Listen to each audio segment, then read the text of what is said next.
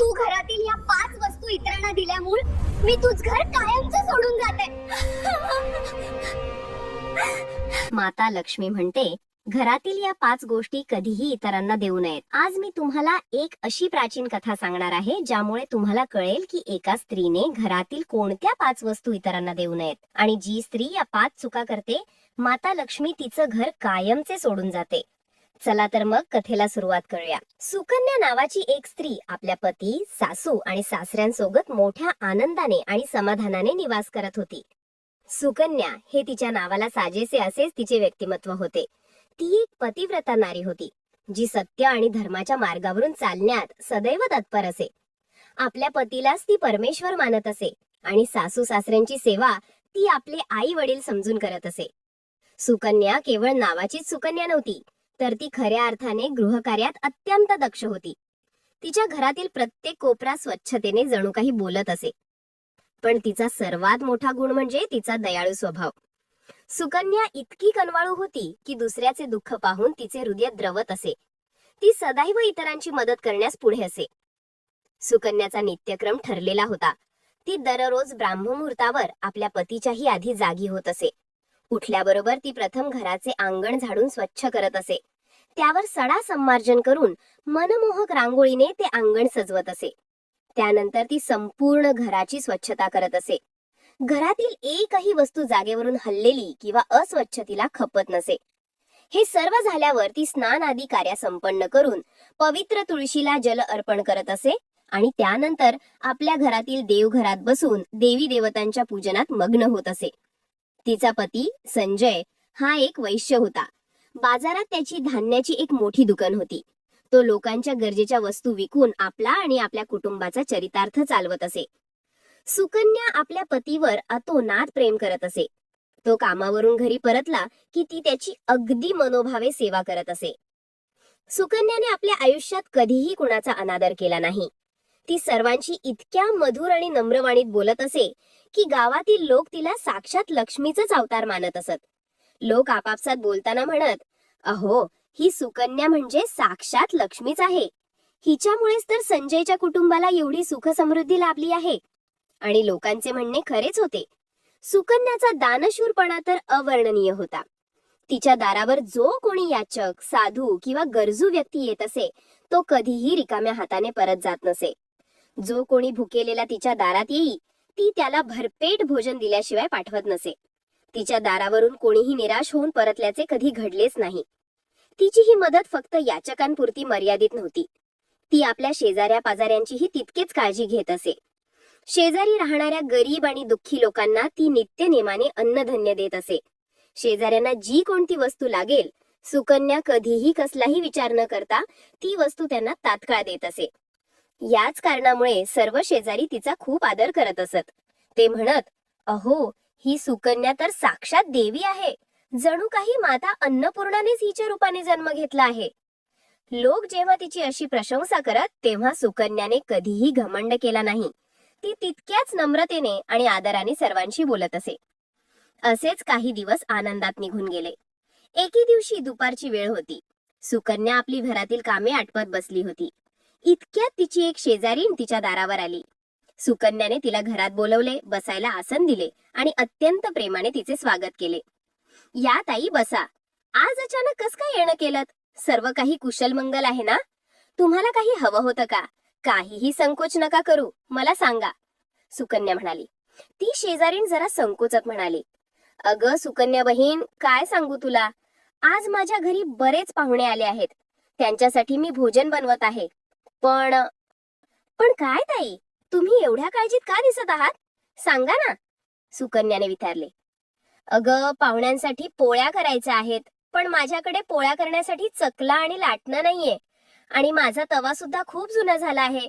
जर तू मला काही वेळासाठी तुझ्या घरचा चकला, लाटणं आणि तवा दिलास तर मोठी कृपा होईल. माझं काम झालं, पाहुणे जेवून गेले की मी तुला लगेच आणून देईन. देशील का? त्या शेजारीणीचे बोलणे ऐकून सुकन्याला तिची दया आली. ती हसून म्हणाली, अहो ताई, यात एवढं संकोचण्यासारखं काय आहे आणि एवढी चिंता कशाला करता? थांबा, मी आत्ताच आणून देते. मला सध्या त्याची काहीही आवश्यकता नाहीये. तुम्ही आरामात तुमचं काम करा. असे बोलून सुकन्या क्षणाचाही विलंब न लावता आपल्या स्वयंपाकघरात गेली. मित्रांनो, स्वयंपाकघर हे घरातील सर्वात पवित्र स्थान मानले जाते, जिथे आपण देवाचा नैवेद्य बनवतो. पण सुकन्याने कसलाही विचार न करता आपल्या स्वयंपाकघरातील चकला, लाटणं आणि तवा आणून त्या शेजारणीला दिला. ती स्त्री सुकन्याचे वारंवार आभार मानत म्हणाली, सुकन्या, तू खरंच देवी आहेस. तूच माझ्या अडचणी समजू शकतेस. असे म्हणत ती आनंदाने त्या वस्तू घेऊन निघून गेली. सुकन्याला एका गरजूची मदत केल्याचे समाधान वाटले आणि ती पुन्हा आपल्या कामाला लागली.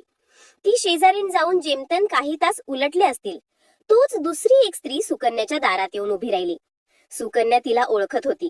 ती जवळच राहत असे. सुकन्याने तिचेही हसून स्वागत केले आणि विचारले, या भगिनी, काय काम काढलं? आज आमच्या घराची आठवण कशी झाली? ती स्त्री जरा ओशावण्या स्वरात म्हणाली, सुकन्याताई, काय सांगू, आज माझ्या घरी खूपच घाण झाली आहे. सगळा केर कचरा पसरला आहे आणि घर साफ करण्यासाठी माझ्याकडे काहीच साधन नाहीये. मला जर तुझ्या घरची झाडू मिळाली तर मोठी कृपा होईल. मी माझं घर स्वच्छ करून तुला ती लगेच परत करेन. त्या स्त्रीची अडचण पाहून सुकन्याला पुन्हा तिची दया आली. तिने क्षणाचाही विचार केला नाही. ती हसून म्हणाली, फक्त झाडूच तर हवी आहे ना, यात कसली आली आहे अडचण? अहो ताई, तुम्ही थांबा, मी आत्ताच तुम्हाला माझ्या घरची झाडू आणून देते. मित्रांनो, इथेच सुकन्याच्या हातून नकळतपणे दुसरी आणि सर्वात मोठी घोडचूक घडत होती.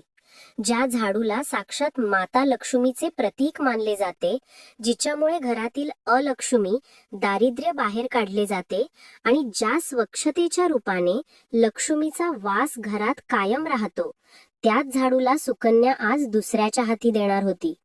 तिला या गोष्टीची पुसटशीही कल्पना नव्हती की ती किती मोठे अकार्य करत आहे. तिच्या मनात फक्त इतरांची मदत करण्याची एक निरागस भावना होती. पण हाच निरागसपणा, हाच अतिदयाळूपणा तिच्यावर उलटणार होता. तिला हे माहीतच नव्हते की घरातील झाडू कधीही कुणालाही, अगदी शेजाऱ्यांनाही देऊ नये. सुकन्या घरात गेली आणि ज्या झाडूने तिने सकाळपासून आपले घर स्वच्छ केले होते, तीच झाडू तिने उचलली आणि त्या स्त्रीच्या हातात नेऊन दिली. ती स्त्री आनंदाने सुकन्याचे आभार मानत म्हणाली, सुकन्या, तू खरोखर देवी आहेस. तूच माझी अडचण समजू शकतेस. असे म्हणत ती सुकन्याच्या घरची झाडू घेऊन तिथून निघून गेली. सुकन्याला आज 2 लोकांची मदत केल्याचे आंतरिक समाधान वाटत होते. ती पुन्हा आपल्या घरकामात मग्न झाली. दिवस आता मावळतीला झुकत होता. संध्याकाळ व्हायला आली होती. सुकन्या देवाजवळ दिवा लावण्याची तयारी करत होती. इतक्यात पुन्हा एकदा तिच्या दारावर कुणीतरी आले. ही तिची तिसरी शेजारीण होती, पण तिच्या चेहऱ्यावर आनंद नव्हता.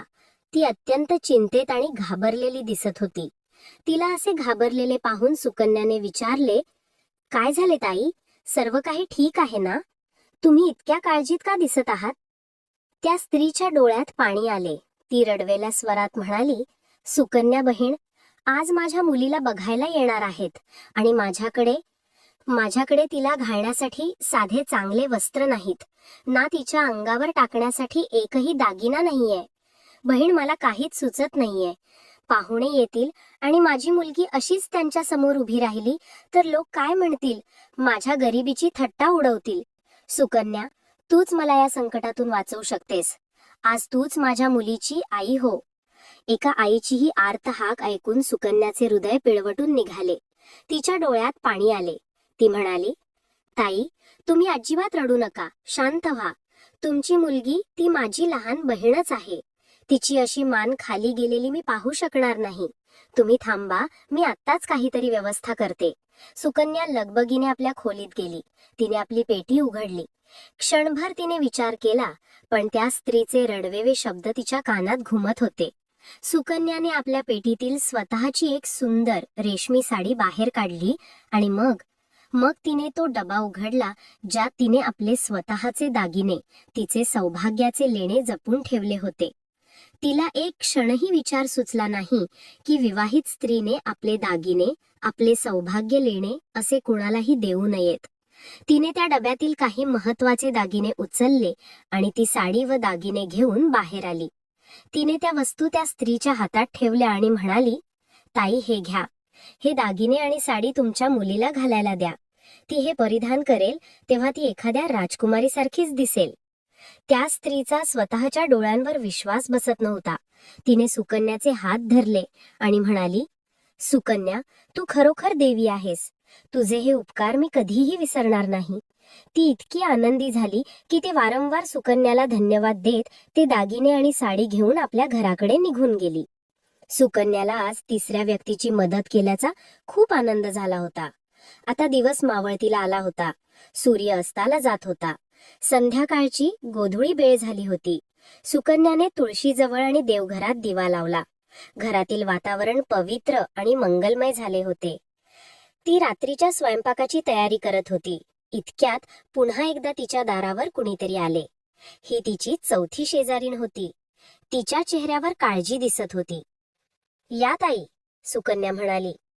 ती घरात न येताच दारातूनच म्हणाली, सुकन्या, माझं लहान बाळ खूप रडतंय.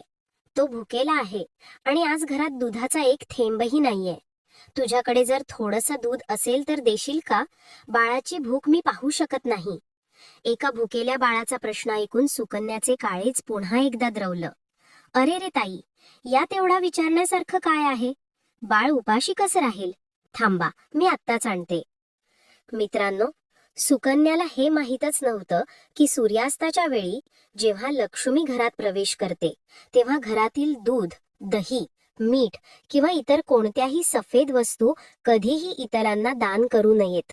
असे करणे म्हणजे साक्षात आपल्या घरात प्रवेश करू पाहणाऱ्या लक्ष्मीला परत पाठवण्यासारखे असते. पण सुकन्या या शास्त्रापासून अनभिज्ञ होती. ती स्वयंपाकघरात गेली आणि जे दूध तिने आपल्या कुटुंबासाठी ठेवले होते त्यातील बरेचसे दूध तिने एका पात्रात काढले आणि त्या स्त्रीला आणून दिले. ती स्त्री सुकन्याला आशीर्वाद देत ते दूध घेऊन निघून गेली. आता मात्र सुकन्याला खूप समाधान वाटत होते. आज तिने 4 गरजू लोकांची मदत केली होती. ती आनंदाने आपल्या कामाला लागली. काही वेळाने रात्र झाली आणि तिचा पती संजय दुकानातून घरी परतला. सुकन्याने त्याची मनोभावे सेवा केली, त्याला जेवण दिले आणि रात्री दोघेही पती पत्नी आनंदात झोपी गेले. पण त्यांना कल्पनाही नव्हती की ही रात्र त्यांच्या आयुष्यातील शेवटची सुखाची रात्र ठरणार होती. दुसरा दिवस उजाडला. सुकन्या आपल्या नित्यक्रमाप्रमाणे जागी झाली. पण आज सकाळ काहीतरी वेगळीच होती. नेहमीप्रमाणे पक्ष्यांचा किलबिलाट नव्हता. हवेत एक विचित्र शांतता पसरली होती. सुकन्या आपले काम करत होती. इतक्यात एक माणूस धावत पळत तिच्या घराच्या दारात आला आणि जोर जोरात संजयला हाका मारू लागला. संजय भाऊ, संजय भाऊ, अहो घात झालाय, सर्वनाश झालाय, लवकर चला. तो आवाज ऐकून संजय आणि सुकन्या दोघेही घाबरून बाहेर आले. काय झालं? पण काय झालं? एवढा का ओरडत आहेस? संजयने घाबरतच विचारले. भाऊ, तुमचे दुकान, काल रात्री कुणीतरी तुमची अख्खी दुकान लुटलीये. दुकानातला सगळा माल, सगळं धान्य गायब आहे. हे शब्द ऐकताच संजयच्या पायाखालची जमीन सरकली. त्याला क्षणभर काहीच सुचले नाही. तो तसाच अनवाणी पायाने बाजाराच्या दिशेने धावत सुटला. सुकन्याही त्याच्या मागे धावत गेली. जेव्हा ते दुकानाजवळ पोहोचले तेव्हा तिथले दृश्य पाहून संजय जागीच कोसळला. दुकानाचे कुलूप तुटलेले होते. दारे सताड उघडी होती. आतमध्ये एक कणही धान्य शिल्लक नव्हते. सगळा माल लुटला गेला होता. संजयने धावत जाऊन आपला गल्ला उघडला. तोही रिकामा. चोरांनी दुकानातील पैपही लुटून नेली होती. माझं सगळं गेलं. मी बर्बाद झालो. माझा सर्वनाश झाला. तो तिथेच बसून डोक्याला हात लावून रडू लागला. त्याची ती अवस्था पाहून सुकन्यालाही रडू कोसळले. पण तिने स्वतःला सावरले. ती पतीला आधार देत म्हणाली, स्वामी, तुम्ही धीर सोडू नका. जे झालं ते खूप वाईट झालं, पण तुम्ही काळजी करू नका. आपल्या घरात अजून खूप धन आहे. त्या धनाचा उपयोग करून आपण पुन्हा नव्याने व्यापार सुरू करू. तुम्ही हिम्मत हारू नका. सुकन्या पतीला आधार देत घरी घेऊन आली. घरात सासू सासरेही काळजीत बसले होते. सुकन्या पतीला म्हणाली, स्वामी, तुम्ही बसा. मी आत्ताच घरातल्या तिजोरीतून धन आणते. तिला पूर्ण विश्वास होता की घरातील तिजोरीत अजूनही पुष्कळ संपत्ती आहे. ती त्या तिजोरीच्या खोलीत गेली. तिने चावी लावली आणि मोठ्या आशेने तिजोरीचे दार उघडले. पण दार उघडताच सुकन्याच्या पायाखालची जमीन नव्हे तर जणू काही संपूर्ण ब्रह्मांडच हादरले. ती जागीच दगड झाली. घरातील तिजोरी संपूर्णपणे रिकामी होती. त्यात एक नाणे, एक सोन्याचा कणही शिल्लक नव्हता. चोरांनी दुकानच नव्हे तर घर सुद्धा लुटले होते. हे हे कसं शक्य आहे? सुकन्याच्या तोंडून शब्द फुटत नव्हते. सगळं धन तिचा आवाज ऐकून संजय आणि सासू धावतच तिथे आले. त्यांनी रिकामी तिजोरी पाहिली. संजयचा चेहरा रागाने लालबुंद झाला. त्याची ती हताशा, ते दुःख आता भयंकर क्रोधात बदलले होते. तो सुकन्येकडे मिळाला. त्याचे डोळे रक्तासारखे लाल झाले होते. सुकन्या, तो इतक्या जोरात ओरडला की सुकन्या थरथर कापायला लागली. कुठे आहे घरातलं सगळं धन? खरा खरा सांग, घरातले सगळे पैसे कुठे गेले? काल तर ही तिजोरी भरलेली होती. सुकन्या घाबरून म्हणाली, स्वामी, स्वामी माझ्यावर विश्वास ठेवा. मला काहीच माहित नाही. मी तर काल घरातच होते. पैसे तिजोरीतच होते. कुणी चोरले? तिचे वाक्य पूर्ण होण्याआधीच तिची सासू मध्येच कडाडली. हिनेच काहीतरी काळेबेरे केले असणार. मी कालच पाहिलं होतं हिला. दिवसभर कोण कोण अनोळखी बायका येत होत्या हिच्याकडे. हीच ती जी घरातल्या वस्तू उचलून लोकांना वाटत फिरते. हिनेच त्या चोरांना घरात बोरवले असणार. सासूचे ते शब्द ऐकताच संजयचा संशय खात्रीत बदलला. त्याचा स्वतःवरचा ताबा सुटला.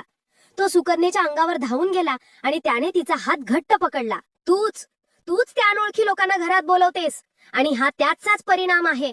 तुझ्या त्या दानशूरपणाने, तुझ्या त्या अतिशहाणपणाने आज माझा सर्वनाश केला आहे. बोल, कुठे लपवलेस पैसे? कोणत्या तुझ्या मैत्रिणीला दिलेस की त्या चोरांना तूच वाटून दिलेस? हा आरोप, चोराची भागीदार असल्याचा आरोप ऐकून सुकन्याच्या काळजाचे तुकडे झाले. स्वामी, असं नका बोलू. मी असं पाप स्वप्नातही करू शकत नाही. मी चोरी नाही केली. मी फक्त मदत करत होते. ती रडत रडत सांगत होती. गप्पा बस. तुझ्या एका मूर्खपणामुळे आज मी रस्त्यावर आलो आहे. आमचा नाश झाला तो फक्त तुझ्यामुळे. तू एक अलक्ष्मी आहेस, अलक्ष्मी. घरातले सर्व लोक सुकन्यालाच दोष देऊ लागले. ज्या सुकन्याला लोक कालपर्यंत लक्ष्मीचा अवतार म्हणत होते, तिला आज तिचा स्वतःचा पती अलक्ष्मी म्हणत होता. त्या आरोपांच्या भडीमारात रडता रडता तिला काहीतरी आठवले. तिच्या मनात असेच एक किरण चमकला. स्वामी, थांबा. आपले दागिने आठवले. मी ते आपल्या शेजारच्या ताईला तिच्या मुलीच्या लग्नासाठी दिले होते. ते दागिने अजून आहेत. मी आत्ताच ते परत घेऊन येते. त्यातून आपण पुन्हा उभं राहू. ती वेळ न दवडता रडत रडतच त्या तिसऱ्या शेजारचिनीच्या घराकडे धावत सुटली. तिने दारावर थाप मारली. आहो ताई, दार उघडा. मला माझे दागिने परत हवे आहेत. आतून काहीच आवाज आला नाही. तिने पुन्हा जोरजोरात दार ठोठावले. तरीही काही उत्तर नाही. सुकन्येने घाबरतच दाराला धक्का दिला. दार आतून बंद नव्हते, ते उघडले गेले. सुकन्येने आत पाऊल ठेवले. संपूर्ण घर रिकामे होते. त्या स्त्रीचे, तिच्या मुलीचे किंवा तिच्या घरातील सामानाचे तिथे नावो निशाण नव्हते. ती स्त्री सुकन्याचे दागिने, तिचे सौभाग्याचे लेणे घेऊन रातोरात गाव सोडून पळून गेली होती. सुकन्याला आता कळून चुकले. तिच्या दयाळूपणाचा कसा गैरफायदा घेतला गेला होता. ती पूर्णपणे हरली होती. ती निराश होऊन खचलेल्या पावलांनी घरी परतली. संजय आणि सासू दारातच तिची वाट पाहत उभे होते. सुकन्याला रिकाम्या हाती आलेले पाहून त्यांना उत्तर मिळाले होते. ती पळून गेली. सुकन्या कसाबसा एवढाच शब्द बोलू शकली. हे ऐकणे संजयच्या सहनशक्तीच्या पलीकडचे होते. त्याचा संयमाचा बांध फुटला. तो एका पिसाळलेल्या जनावरासारखा तिच्या अंगावर धावला. मूर्ख, तू एक मूर्ख स्त्री आहेस. तुझ्यामुळेच माझा सगळा धन, वैभव सगळं काही गेलं. तुझ्या दान देण्याच्या सवयीनेच आज आमच्यावर ही वेळ आली आहे. त्याने सुकन्येचा हात धरला आणि तिला फरफटत घराच्या मुख्य दारापर्यंत आणले. आता तू या घरात एक क्षणही राहू शकत नाहीस.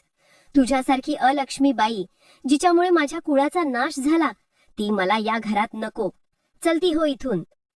स्वामी, असं नका करू. माझ्यावर दया करा. तुमच्याशिवाय माझं जगात कोणी नाही. मी कुठे जाईन?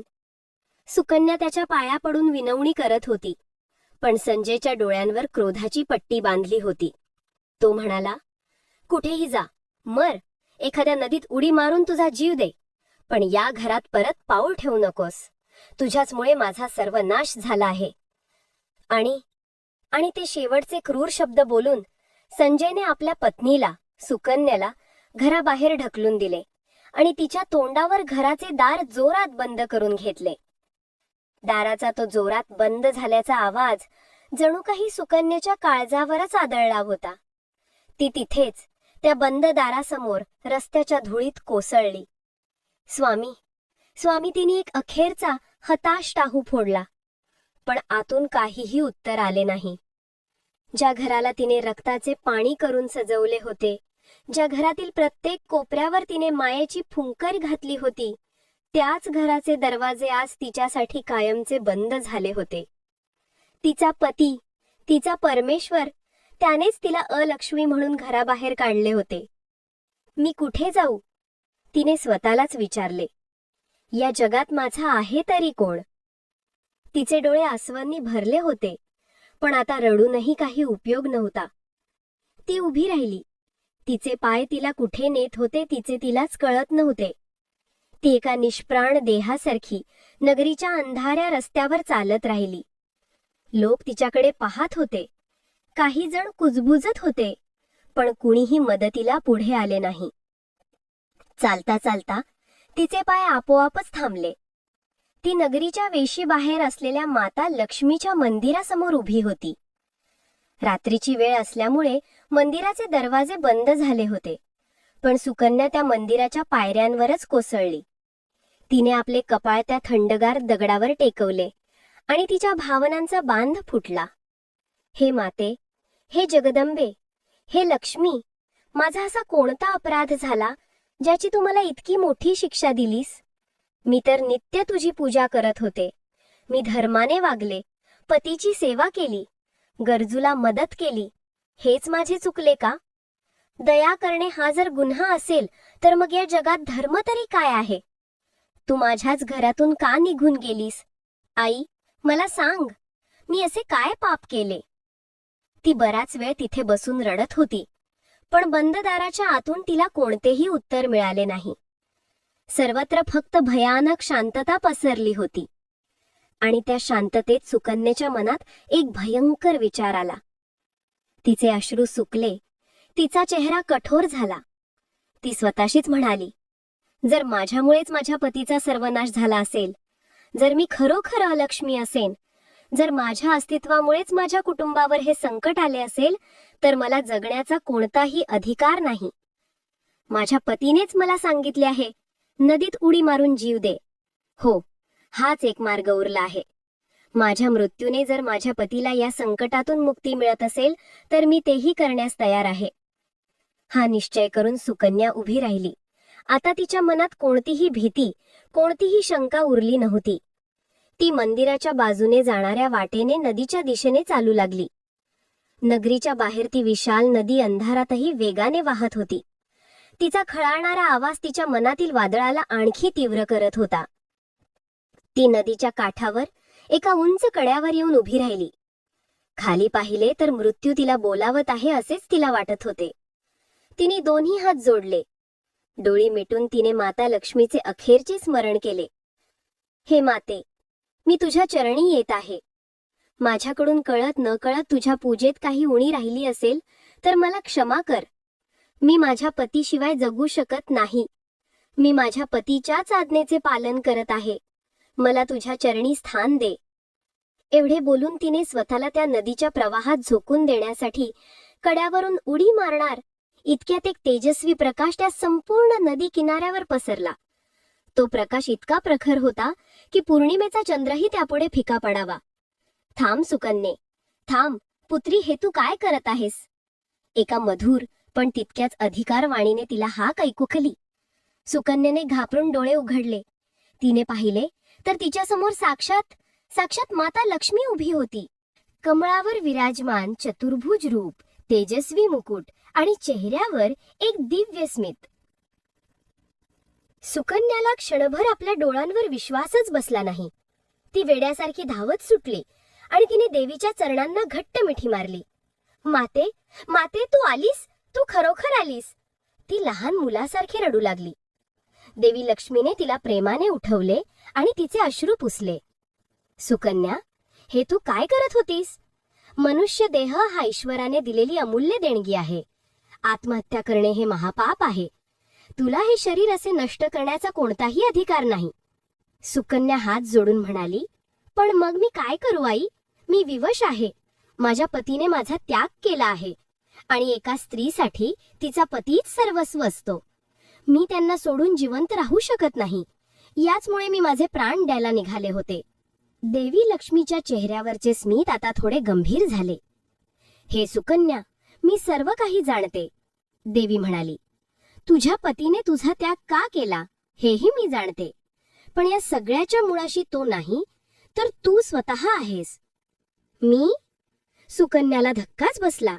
माझा काय अपराध माते? तुझा अपराध नाही सुकन्या, तुझी भूल म्हणजे चूक आहे, देवीने स्पष्ट केले. हे सर्व तुझ्याच एका चुकीमुळे घडले आहे.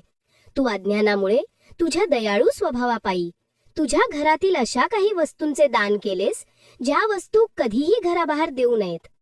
तुझ्या त्या दानामुळे मला म्हणजे लक्ष्मीला तुझे घर सोडून जाणे भाग पडले.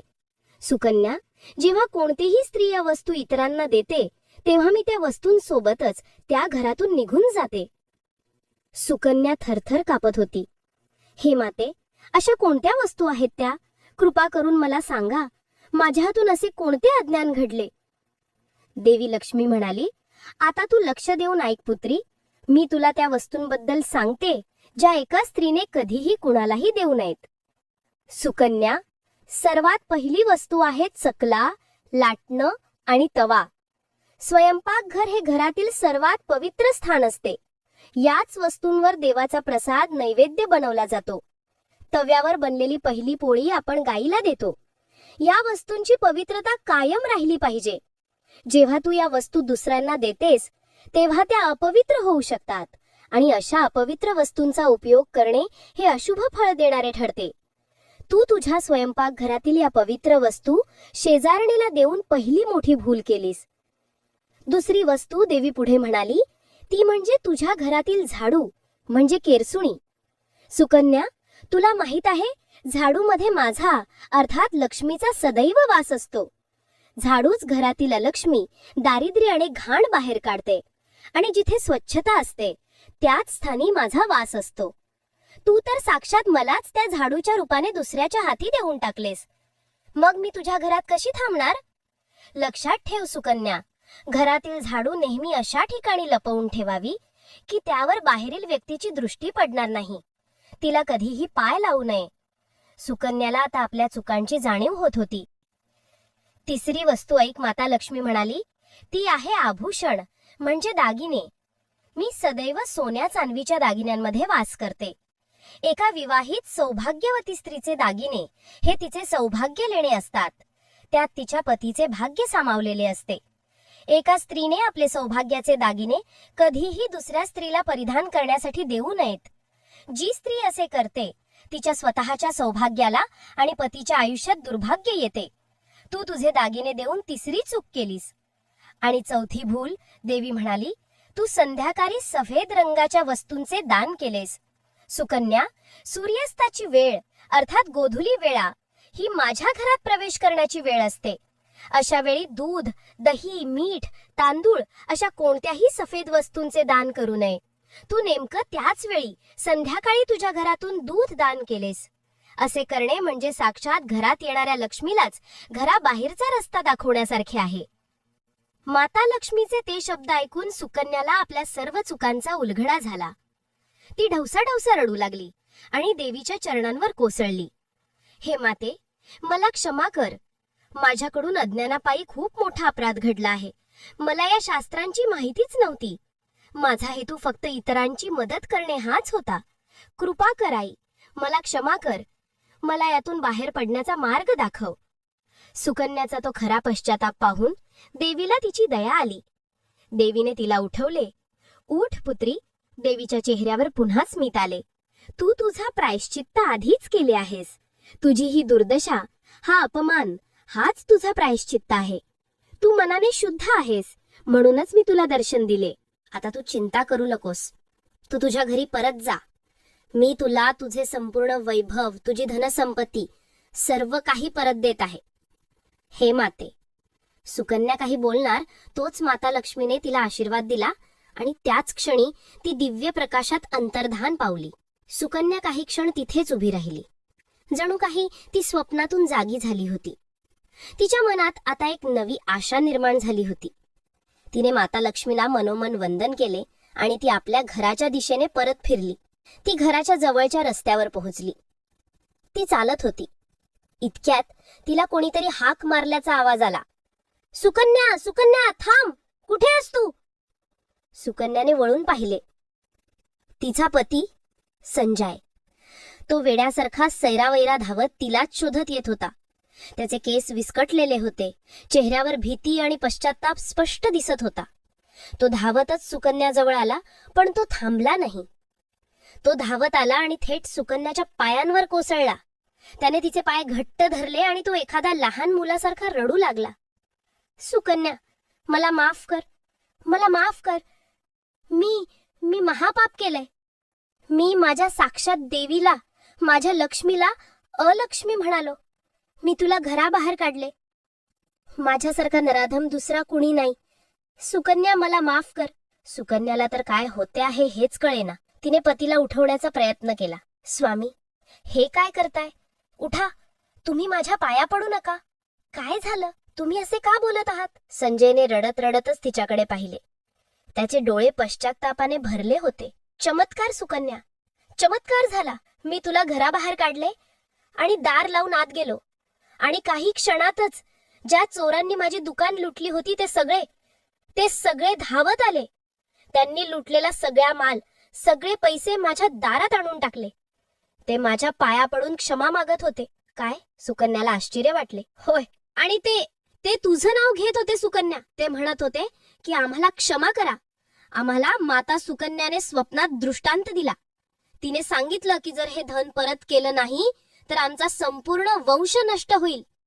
सुकन्या, आणि ती बाई जिने तुझे दागिने नेले होते ती सुद्धा ते दागिने परत घेऊन आली. ती म्हणत होती की ते दागिने अंगावर घातल्यापासून तिचा देह जळत होता. सुकन्या, मी आंधळा झालो होतो. मी रागाच्या भरात माझ्या घरातल्या लक्ष्मीलाच ओळखू शकलो नाही. मला माफ कर सुकन्या. माझ्यासोबत घरी चल. सुकन्याच्या डोळ्यातूनही आनंदाश्रू वाहू लागले. तिने आपल्या पतीला उठवले आणि त्याचे अश्रू पुसले. स्वामी, त्यात तुमचा दोष नाही. ती चूक माझीच होती. माझ्या अज्ञानामुळेच हे सर्व घडले. चला, आपण घरी जाऊ.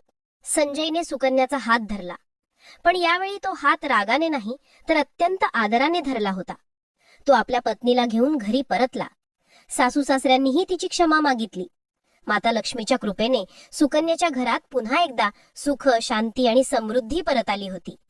त्या दिवसानंतर सुकन्याने पुन्हा कधीही आपल्या घरातील त्या 4 वस्तू कोणालाही दिल्या नाहीत. तर मित्रांनो, ही कथा तुम्हाला कशी वाटली? कमेंट करून नक्की सांगा. व्हिडिओ आवडला असेल तर लाईक नक्की करा आणि कमेंटमध्ये जय श्री कृष्ण नक्कीच लिहा. आमच्या चॅनलला सबस्क्राईब करायला विसरू नका. धन्यवाद.